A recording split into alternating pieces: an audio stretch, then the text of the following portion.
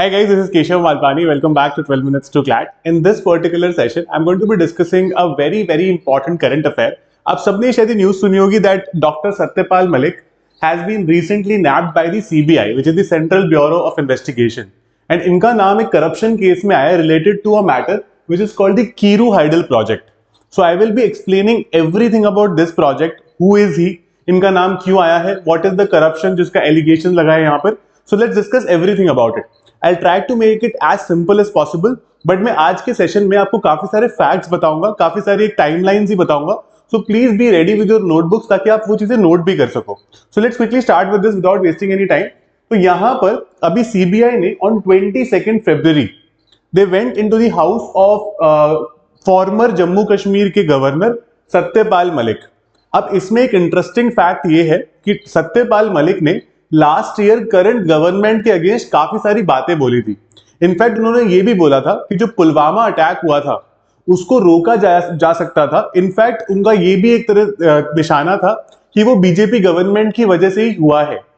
तो उससे भी इसको काफी कनेक्ट किया जा रहा है कि that is why he has been nabbed by the CBI. Although we will not get into the politics of it, we will try and understand and restrict ourselves to the facts only. Okay, यहां पर the idea is that this agency is investing the alleged corruption in this Kiru Hydel project.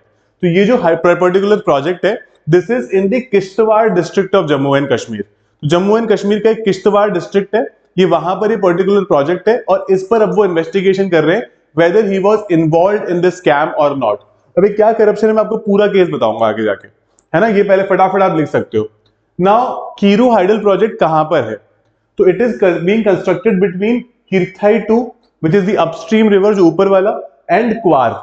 ठीक है, करीब 4000 करोड़. मैं आपको थोड़ा सा map से बता देता हूँ. See, I think this will make your life better. तो यहाँ पर अगर आप देख सकते हो, this is the part of Jammu and Kashmir जहाँ से रिवर्स जा रही है. यहाँ से चेनाब रिवर देखो खासकर. ठीक है, this is the part of Chenab. ये तो पाकिस्तान आ गया यहाँ पे थोड़ा ये वाला एरिया, तो बट ये वाला जो एरिया है, ठीक है, तो यहाँ से चेनाब जा रही है. तो यहाँ पर तो कन्वर्जेंस पॉइंट है ना रिवर चेनाब का with the Singad and Bela streams. जब चेनाब इन दोनों स्ट्रीम्स को आकर मिलती है उसके आसपास ये वाला पर्टिकुलर प्रोजेक्ट बनाया जा रहा है. ठीक है, इसमें करीब 4000 करोड़ से ज्यादा की लागत है, and it's actually more than 4000 crore. और इसमें माना जा रहा है that there were certain malpractices which with the involvement of the governor as well. ठीक है, कुछ टेंडरिंग प्रोसेस था. तो टेंडर का क्या मतलब होता है कि जैसे मान लो आज मुझे एक हाई कोर्ट है कोई एक, ठीक है, वहां पर 30 जजेस है, मुझे सारे जजेस को एक आईफोन गिफ्ट करना है एज द गवर्नमेंट. अब सारे 30 जजेस को अगर आईफोन देना है तो मैं क्या करूंगा? सरकार ऐसे नहीं करती, दुकान पे जाके खरीद लाती है. गवर्नमेंट टेंडर निकालती है न्यूज़पेपर में या फिर कहीं भी. ठीक है, कि टेंडर भाई हमें बताओ कि कौन हमें सबसे सस्ते में दे सकता है. फिर सरकार 3-4 टेंडर को शॉर्टलिस्ट करती है और देखती है कि सबसे सस्ता टेंडर किसका है, और फिर उसको वो कॉन्ट्रैक्ट मिलता है. राइट, तो गवर्नमेंट का थोड़ा जो सिस्टम है थोड़ा सा लंबा होता है, थोड़ा सा प्रोसेस है वो लंबा होता है. तो ये जो प्रॉपर प्रोजेक्ट है ना, इसके लिए भी इसको कौन कंस्ट्रक्ट करेगा, कौन क्या चीजें करेगा, मैं आपको आगे जाकर एक एक कंपनी का नाम बताऊंगा कि कौन सी चीज किस किस में इन्वॉल्व थी. इसकी जो डेडलाइन है दैट इज जुलाई 2025. इसको बढ़ा दिया गया है. कमर्शियल ऑपरेशंस की जो डेडलाइन है वो बढ़कर हो गई है जुलाई 2025. So next year 25 is the deadline for this particular project. तब तक इसको प्रॉपरली खत्म करके शुरू करना है. राइट, चलो. Now, okay, this we have done.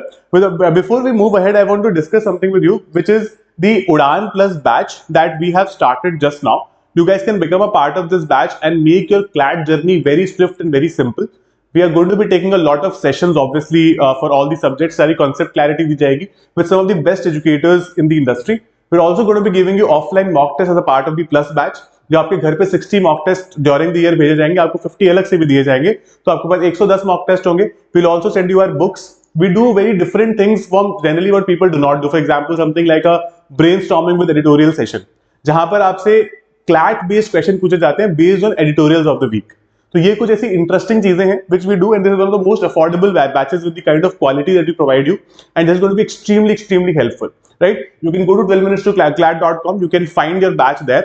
And उसके अलावा भी अगर आपको कोई डाउट है तो आप नंबर्स पर कॉन्टैक्ट कर सकते हो, and that will make your life very simple. अगर आप क्लैट की प्रिपरेशन ऑलरेडी स्टार्ट करना चाहते हो, don't make it late, otherwise it will get really late.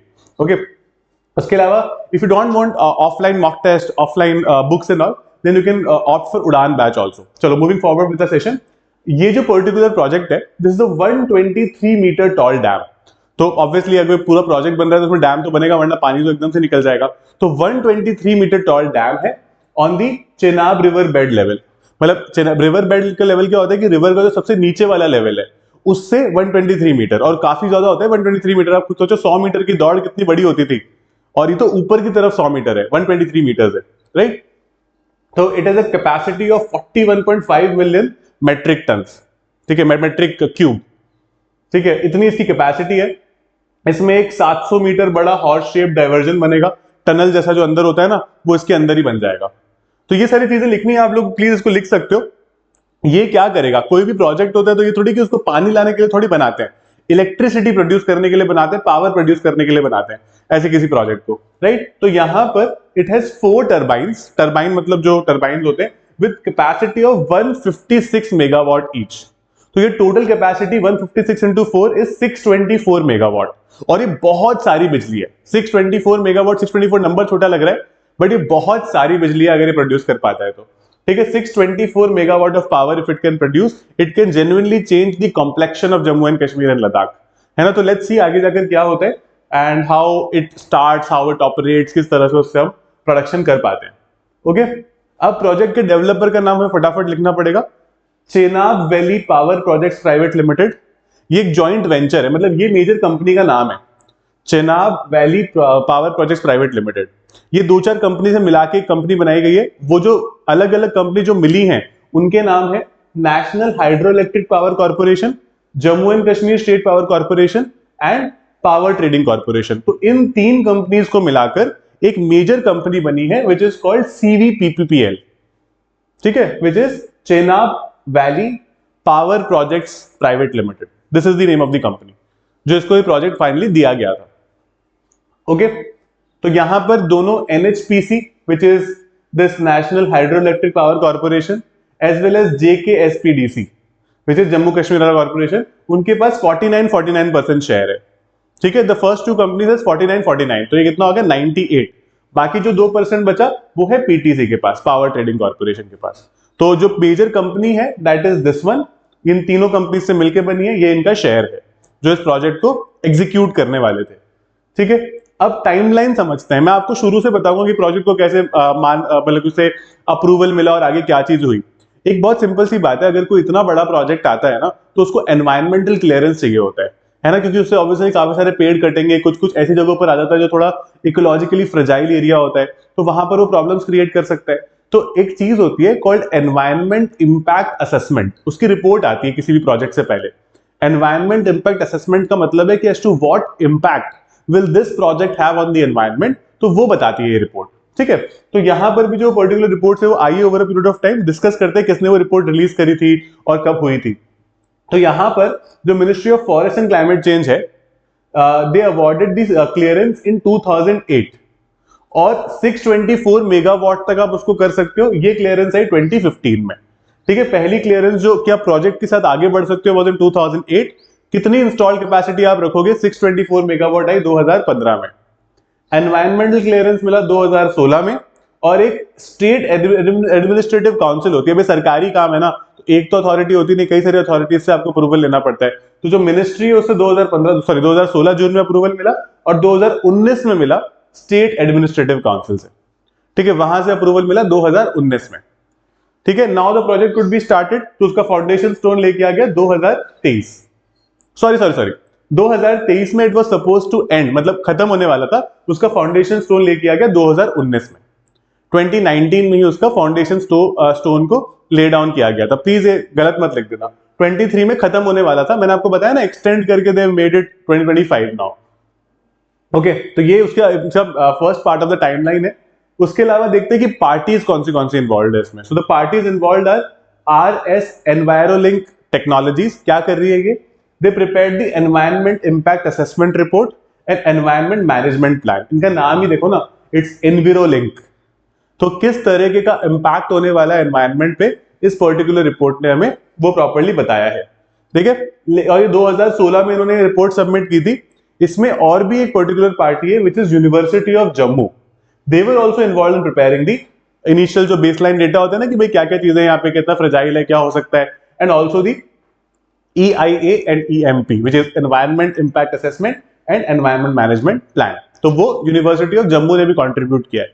University of Jammu को लेने का फायदा ये होता है कि क्योंकि वो एक लोकल यूनिवर्सिटी है उस एरिया की, तो वो बता सकते हैं कि यहाँ पर क्या क्या इश्यूज हो सकते हैं, है ना। They have been dealing with this for a very long period of time, so that makes life of this company easier, right.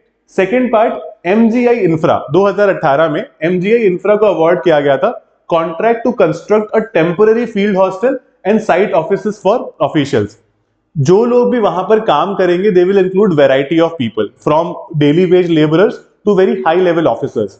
तो उनके रहने की जगह, उनके रुकने की जगह, है ना, उनके खाने पीने की जगह, और भी कुछ कुछ जगह जो प्रॉपर एक छोटा सा टाउन जैसा बन जाता है ना, कई सारे घर बन जाते हैं, तो all of that was to be created by MGI infra. ठीक है, एमजीआई इंफ्रा को ये देना था। अब एक पटेल इंजीनियरिंग करके, इनको बहुत ध्यान से सुनना बिकॉज इन्हीं के अगेंस्ट थोड़ा एलिगेशन है। ठीक है, पहले मैं सिर्फ बता रहा हूं कि इनका काम क्या था।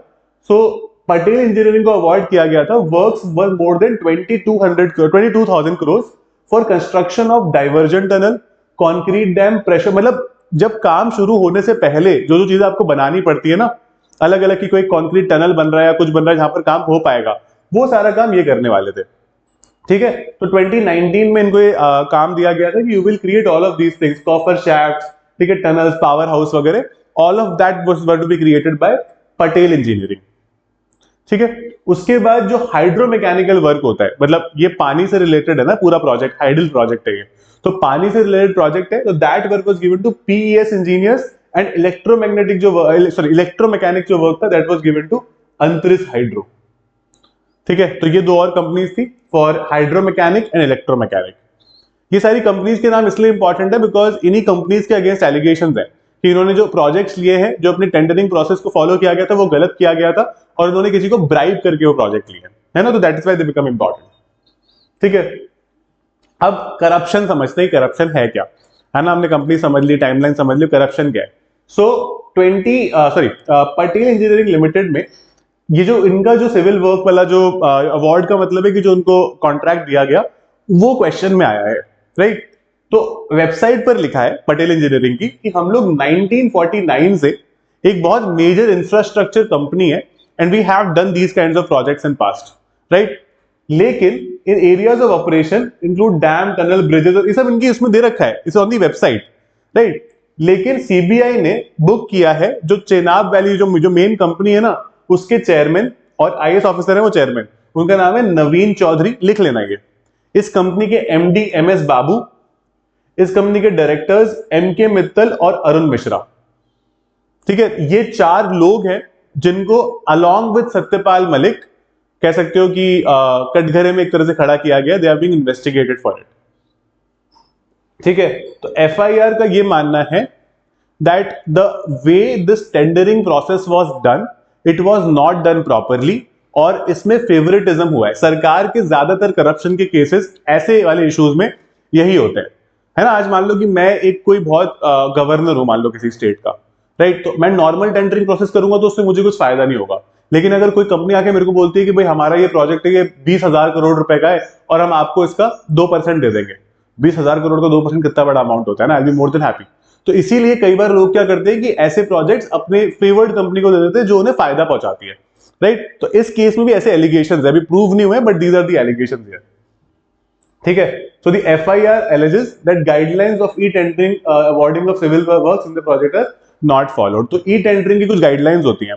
इसके अलावा एक और बहुत इंपॉर्टेंट चीज है, किश्तवाड़ डिस्ट्रिक्ट में है ये जहां पर हो रहा है, तो ये जो पर्टिकुलर एरियाज है ना, ये थोड़े से कह सकते हो कि backward in the sense that it has a lot of poverty, people are not very much employed. तो जब इन एरियाज में इतना बड़ा प्रोजेक्ट आता है ना, तो उनके कंस्ट्रक्शन में जो अग्रीमेंट होता है उसमें लिखा हुआ होता है कि आपको कुछ लोग इसी एरिया से एम्प्लॉय करने पड़ेंगे ताकि इस एरिया में एम्प्लॉयमेंट बढ़े, राइट। तो वो भी फॉलो नहीं किया गया था। ठीक है, सब स्टैंडर्ड वर्क हुआ, failure to provide jobs to local youth and all of that were not done in this particular case, and that is why Satyapal Malik को पकड़ा गया है यहाँ पर कि उन्होंने जो ये टेंडर दिए हैं यही उस कंपनी को दिए जिन्होंने उन्होंने अपना फेवरेटिज्म दिखाया है वहां पे।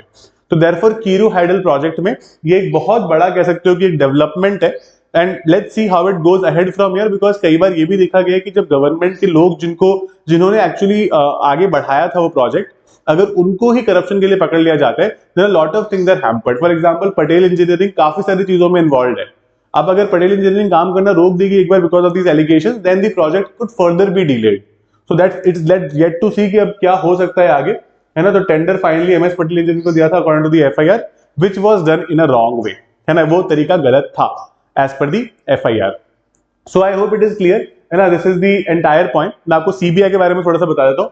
तो CBI, to be very honest, मैं आपको पहले सेकंड स्लाइड बताता हूँ कि एक वर्ल्ड वॉर 2 के समय which went on from 1939 to 1945, 1941 में British government realise that we should have some special police establishment. क्यों? क्योंकि उस टाइम ब्राइबरी के, करप्शन के, इस तरीके के काफी सारे केसेस थे। तो उन्होंने एक स्पेशल पुलिस एस्टैब्लिशमेंट उस समय बनाया था, राइट। आगे जाके उन्होंने उसको लॉ में कन्वर्ट कर दिया और उस लॉ का नाम था Delhi special police establishment act of 1946। Okay, now CBI आया बाद में, सीबीआई नहीं था इस समय। इसके अंडर एक अथॉरिटी बनी थी जो करप्शन के केसेस, ब्राइबरी के केसेस, जो थोड़े बड़े लेवल पर जो केसेस होते हैं उनको देखने के लिए, राइट। अब उसके बाद में एक सनातनम कमीशन बना और सनातनम कमेटी बना on prevention of corruption in 60 to 64। इसने अपनी रिपोर्ट में बोला कि there should be a CBI to take care of these kinds of cases, और इसी लॉ के अंडर सीबीआई को पावर्स दे दिए गए। तो सीबीआई का कोई अलग से सीबीआई एक्ट नहीं आया, इस लॉ के अंदर ही पावर दे दिए सीबीआई को, and CBI has been working under this law till then. तो सीबीआई कोई लॉ नहीं है, the central government has the most you could say authority over CBI, वही लोग जनरली अपॉइंटमेंट्स वगैरह करते हैं। इसलिए कई बार ये भी माना जाता है कि जो गवर्नमेंट होती है, चाहे कोई भी गवर्नमेंट हो सेंटर पर, वो सीबीआई को अपने पर्पसेस के लिए बहुत बार यूज करती है, राइट। तो currently Praveen Sood is the CBI chief in India and it comes under the Ministry of Personal Pension and Public Grievances। ठीक है, इसके अंडर ये आता है CBI under the government of India.